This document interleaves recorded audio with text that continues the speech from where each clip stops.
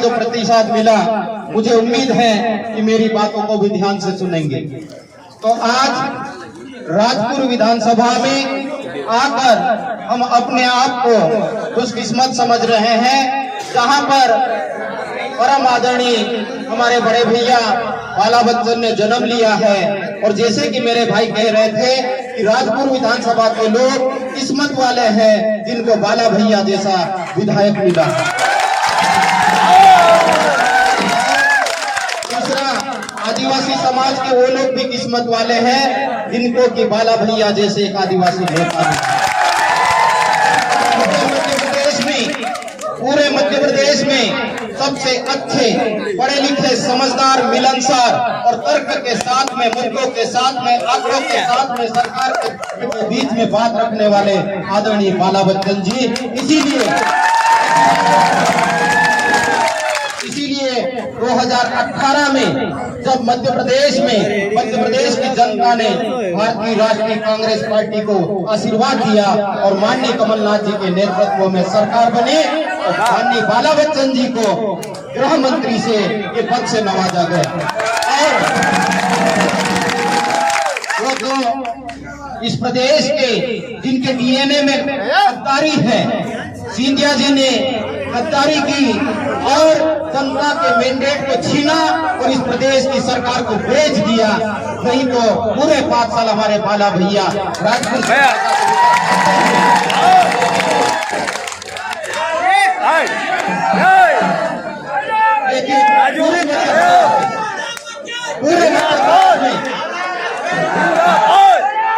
पूरे मध्य प्रदेश में पूरे 5 साल बाला भैया सेवा देते हैं। विधायक के रूप में तो राजपुर में सेवा दी ही, और विपक्ष के रूप में भी पूरी ईमानदारी के साथ में बाला भैया ने आवाज उठाई। हम पढ़े लिखे लोग इसके गवाह। लेकिन अभी फिर से 2023 में राजपुर में जो बाला भैया को पिछली बार 932 वोटों से जीते थे, अब की बार 20,000 पार करना है। क्योंकि ये पिछले 19 साल में शिवराज की सरकार जो कमीशन खोरी है, जो बदमाश खोरी है, जो लूट खोरी है और जो गरीबों का पैसा छीनकर उन चंद लोगों के जेब में डालने वाली है। यहाँ शिक्षकों की भर्ती हो, पुलिस की भर्ती हो, चाहे पीएमटी का घोटाला हो, पटवारी की भर्ती हो, सब में घोटाला किया और लाखों करोड़ों रुपए चंद लोगों के हाथ में ये पैसे दिए। ऐसी सरकार को अब ये युवा माफ नहीं करेंगे और आने वाली 17 तारीख को मशीन में पंजे के बटन को दबाकर मध्य प्रदेश क्योंकि मैं जानता हूं कि सभा में सबसे ज्यादा मेरे आदिवासी समाज के युवा साथी उपस्थित हैं।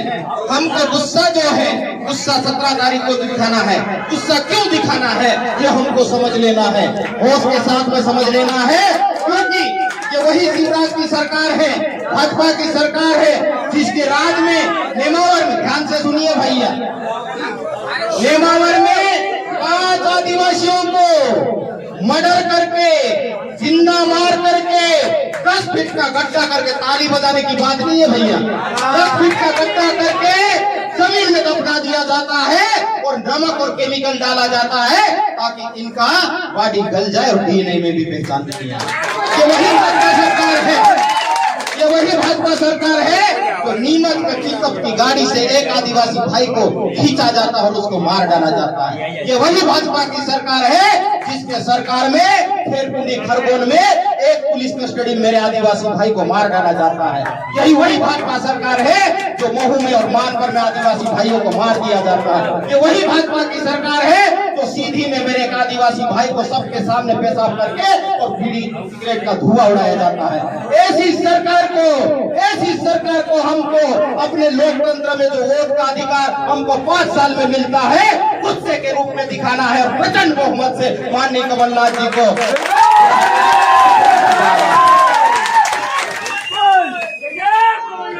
ये